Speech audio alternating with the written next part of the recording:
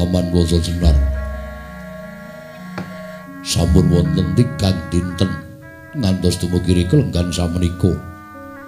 Anggen kula ngutus kalihan Bapa Durna supados damel srana pejahing para Pandhawa sak boten-botenipun ringgih para Pandhawa supados gampil dipun kerenah pejahipun. Namung kewala ngantos 3 dinten menika dereng wonten kabar kawusananipun menapa Bapa Durna kasembadan menapa boten anggenipun damel srana pejahing para Pandhawa. Paman Wasa Jenar, nyawa-nyawa jimat kula nggih sesemban kula. Kula nuwun mangapunten.